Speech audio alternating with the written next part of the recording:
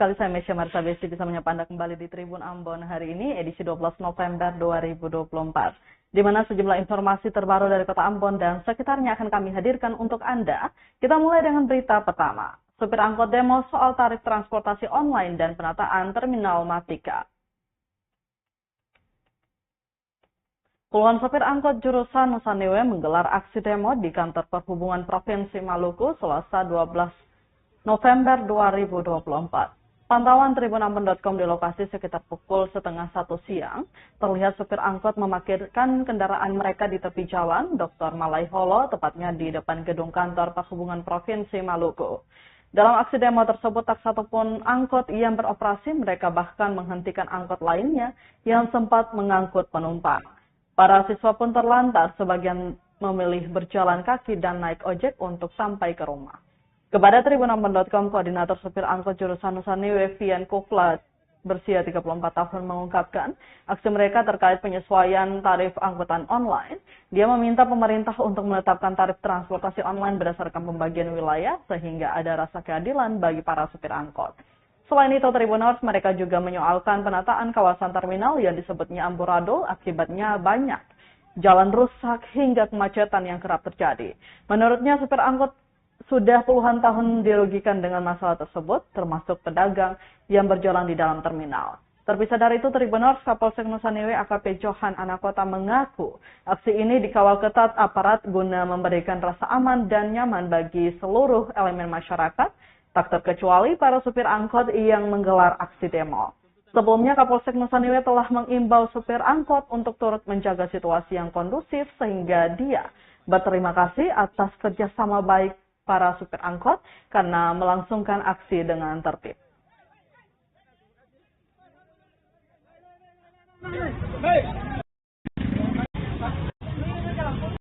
Tuntutan kedua itu kan terminal. Jadi memang ini ketemu habis ini mau pergi koordinasi dengan manajer Maxim supaya dia kooperatif dengan surat teguran dari pemerintah. Itu saja. Kedua itu kita punya tuntutan mengenai terminal. Pemerintah harus serius menangani kawasan terminal. Karena apa? Yang dikorbankan selama ini adalah supir angkot. Kotong menghadapi arus kemacetan di lingkup terminal itu berpuluh-puluh tahun. Puluhan tahun, ingatan ini kita kasih peringatan. Yang terkait dengan pedagang berjual di dalam terminal juga ya? Segala macam permasalahan di dalam kawasan terminal itu. Baik jalan yang rusak di kawasan Batu Merah. Nah, jadi ini bukan kotong punya kepedulian terhadap kotong peduli sendiri, tapi ini kepedulian terhadap seluruh masyarakat. Baik, jadi prinsipnya polisi ini hadir untuk memberikan rasa aman dan nyaman bagi semua masyarakat. Termasuk hari ini aksi mogok kerja atau demo daripada sopir angkot jurusan Nusanewe. Dan informasi lain bahwa semua sopir angkot di Kota Ambon melakukan aksi yang sama. Kami sudah menghimbau kepada semua sopir angkot untuk tetap menjaga situasi yang kondusif.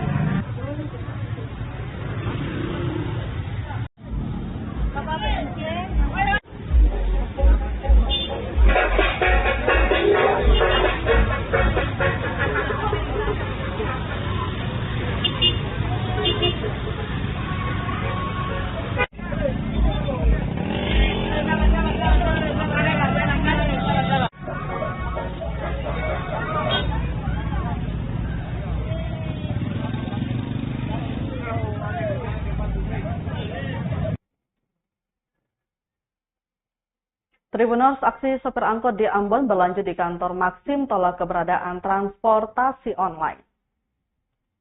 Puluhan sopir angkot kembali melakukan aksi jilid 2 di kawasan kantor Maxim yang beralamat di Citraland Lateri, Kota Ambon. Pantauan tribunambon.com di lokasi pada Selasa 12 November 2024 pukul 1:30 siang. Mereka mulai memadati depan gerbang masuk Citraland, terlihat juga personel kepolisian berjaga-jaga di sekitar lokasi. Kepada tribunambon.com, Ketua Jalur Paso Ishak Pelamonia menyampaikan bahwa aksi ini adalah tindak lanjut dari aksi pertama yang dianggap tidak membawa perubahan bagi para supir angkot di Kota Ambon. Ishak menegaskan bahwa para supir angkot merasa diabaikan oleh pemerintah yang belum menindaklanjuti janji untuk membekukan operasi transportasi online di wilayah Ambon. Ishak juga menyoroti bahwa selama 3 tahun terakhir pemerintah Maluku terkesan membiarkan masalah transportasi online ini berlarut-larut tanpa solusi yang jelas. Dalam aksi kali ini, Tribuners, para supir angkot membagi titik lokasi protes di beberapa jalur sesuai rute mereka, di antaranya titik Jalan Mata 4 Paso, perbatasan Nania Paso, perbatasan Halonggalala, hingga akhirnya berkumpul di depan Citraland.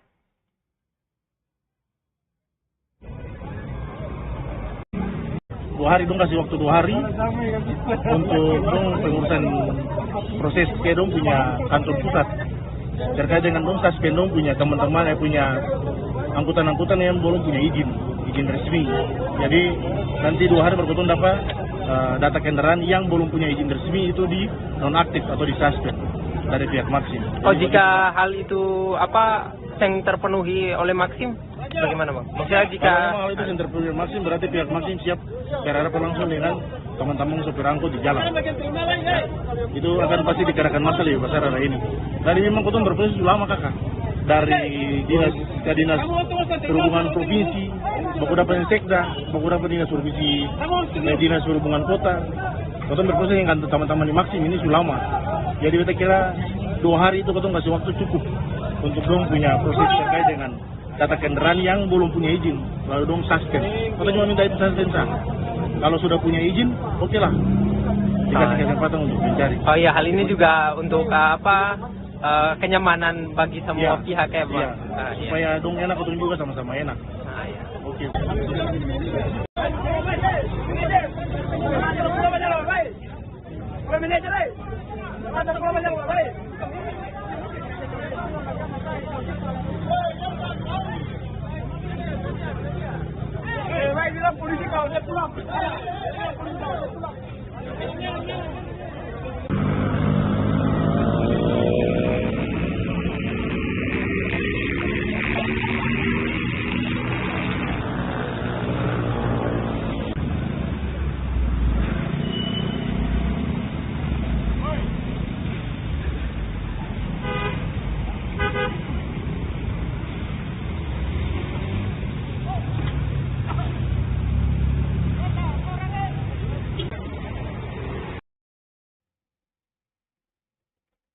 Masih dengan aksi mogok sopir angkot Ribenor, sopir angkot mogok serempak di 4 titik protes Pemprov Maluku tak jelas urus transportasi online.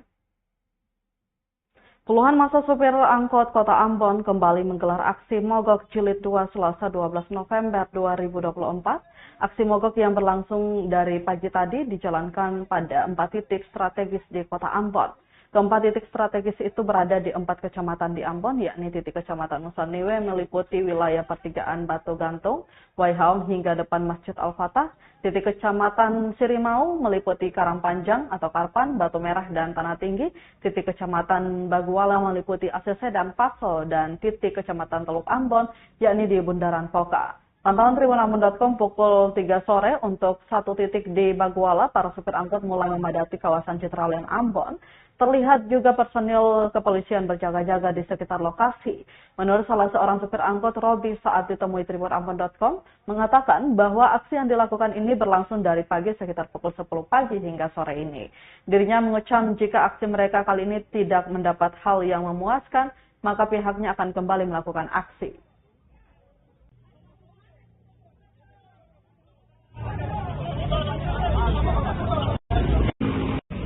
Bikin di muka Citraland karena Maximnya di Citraland. Jadi ketemu semua datang ke Citraland sini. Kata berpatokan kepada peraturan pemerintah Dirjen Perhubungan Darat 118 itu kan jelas mengatakan demikian mengenai izin yang dikeluarkan dari pemerintah provinsi belum ada untuk Maxim. Kata paham bahwa izin untuk aplikasi seluruh Indonesia ada. Tapi dalam peraturan pemerintah nomor 118 itu kan mengatakan demikian bahwa tiap aplikasi yang turun di daerah dia harus mengikuti peraturan daerah itu. Tapi nyatanya kan sudah 3 tahun lebih pemerintah Maluku abaikan ini Maxim. Yang ketemu pengemudi angkot tanya, selama ini pemerintah di mana? Kenapa masih tinggal?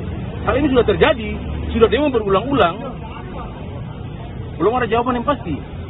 Kemarin kita pertemuan dengan pejabat gubernur, berikan waktu lagi sampai tanggal 21. Sampai kapan waktu ini? Kalau sih bikin demo sekarang, ulang kembali ini kan jilid 2 namanya. Kalau sih bikin demo jilid 2, apakah pemerintah abaikan kata seperti ini terus?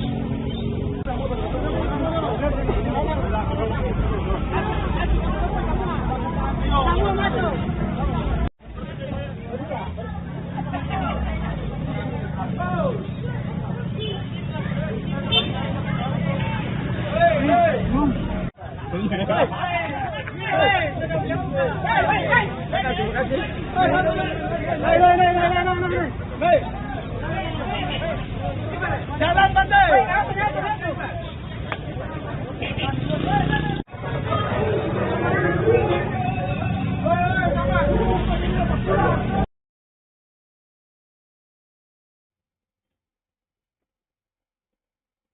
Kita beralih ke berita lainnya. Tribuners Patrick Papilaya divonis 1 tahun penjara kasus ujaran kebencian terhadap Ketua DPRD Maluku.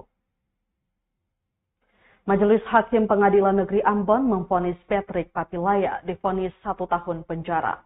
Patrick Papilaya merupakan terdakwa dalam perkara informasi elektronik dan atau dokumen elektronik yang memiliki muatan penghinaan pencemaran nama baik terhadap Ketua DPRD Maluku Ben-Hur Watubun. Vonis dibacakan Majelis Hakim Marta Maitimu didampingi 2 hakim anggota di Pengadilan Negeri Ambon Selasa 11 November 2024. Dalam pembacaan amar putusan, Majelis Hakim menyatakan bahwa permohonan terdakwa haruslah ditolak oleh Majelis Hakim dan terdakwa harus mempertanggungjawabkan perbuatannya dengan dijatuhkan hukuman pidana. Sebab terdakwa Krishna Nimori Patrick Papilaya telah terbukti secara sah dan meyakinkan bersalah melakukan dengan sengaja dan tanpa hak mendistribusikan dan atau mentransmisikan dan atau membuat dapat diaksesnya informasi elektronik atau dokumen elektronik yang memiliki muatan penghinaan pencemaran nama baik. Hal tersebut sebagaimana diatur dan diancam dalam Pasal 45 Ayat 3 JO Pasal 27 Ayat 3 UU RI Nomor 19 Tahun 2016 tentang perubahan atas Undang-Undang RI Nomor 11 Tahun 2008 tentang informasi dan transaksi elektronik atau ITE. Majelis Hakim juga menghukum terdakwa untuk membayar denda sebesar 5 juta rupiah dengan ketentuan apabila terdakwa tidak membayar, maka digantikan dengan pidana kurungan selama 4 bulan. Usai membacakan putusan, Majelis Hakim memberikan waktu 1 minggu untuk menyatakan menerima atau menyatakan banding.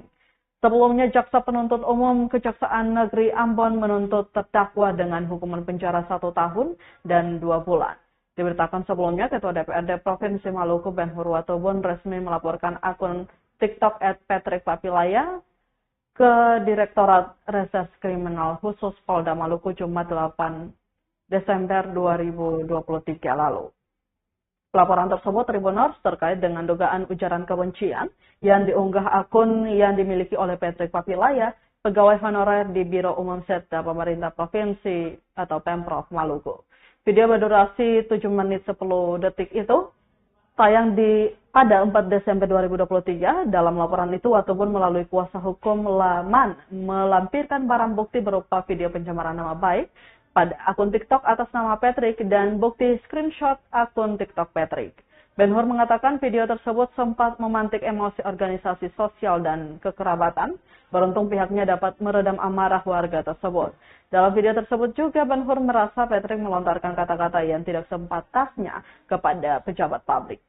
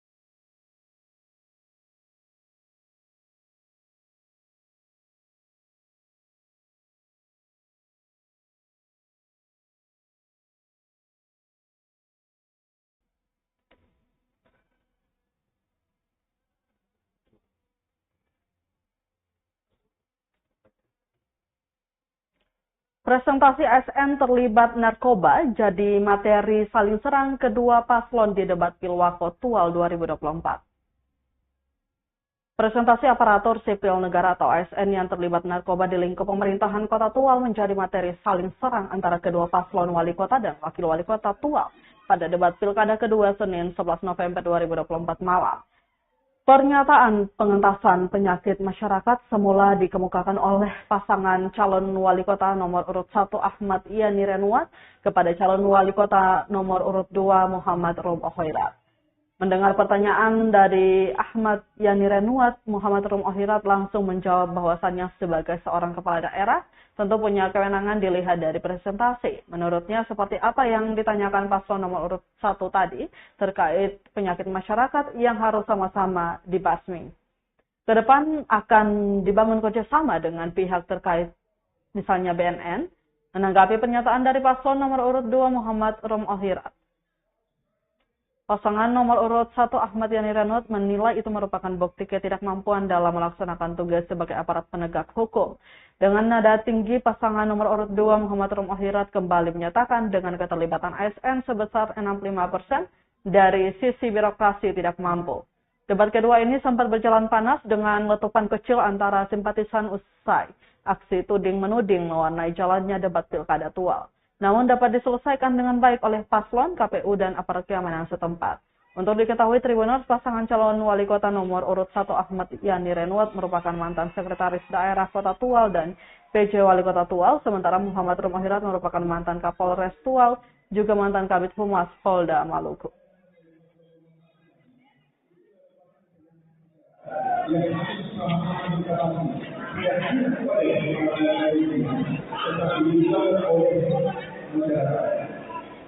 Dan juga oleh pemerintah kota.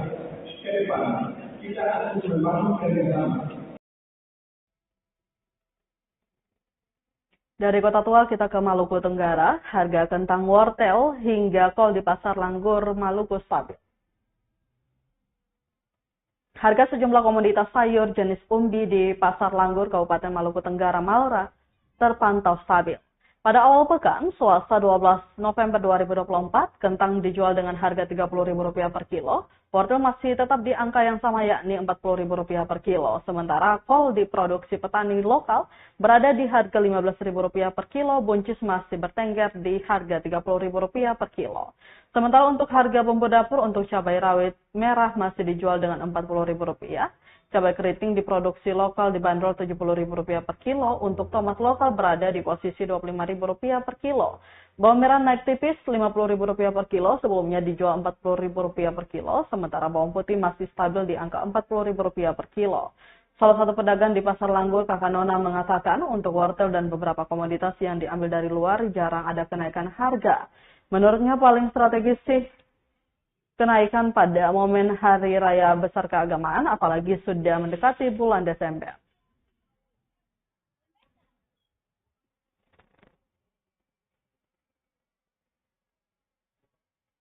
Ada wawancara?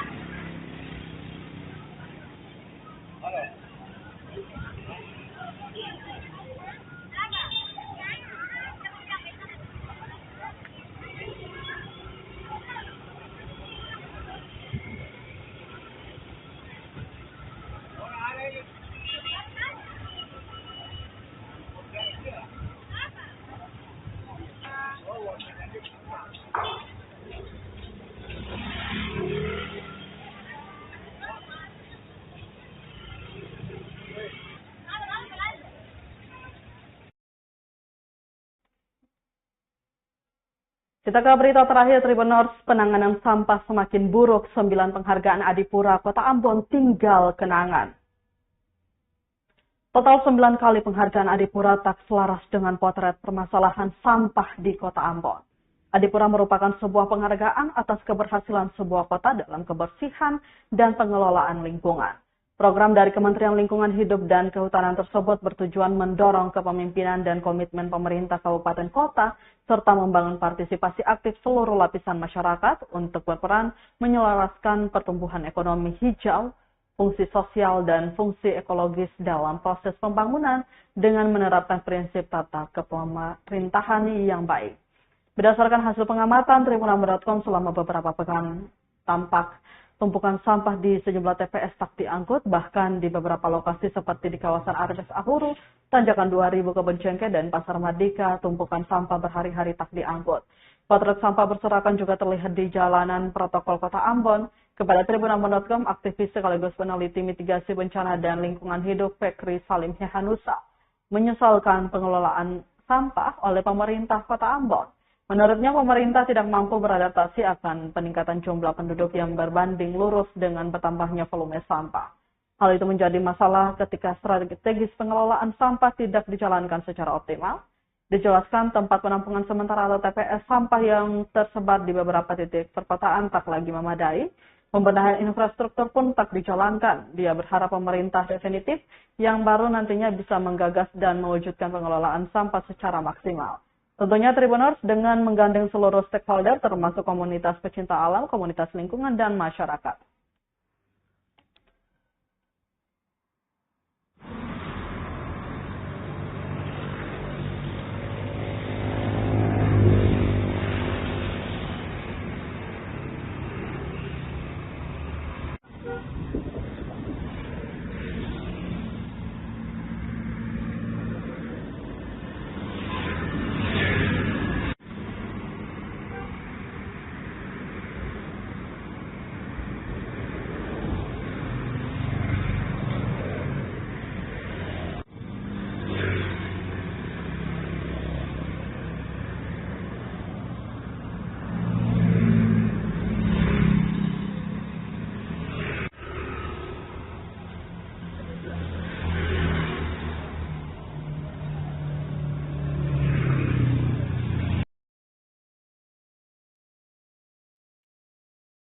Tribuners, berikut tadi sekaligus menutup rangkaian kebersamaan kita di Tribun Ambon hari ini edisi 12 November 2024. Mewakili seluruh kru yang bertugas, saya Mesya Marisa Besi pamit undur diri. Selamat sore dan sampai jumpa. Amato. Download Tribun X sekarang. Menghadirkan lokal menjadi Indonesia.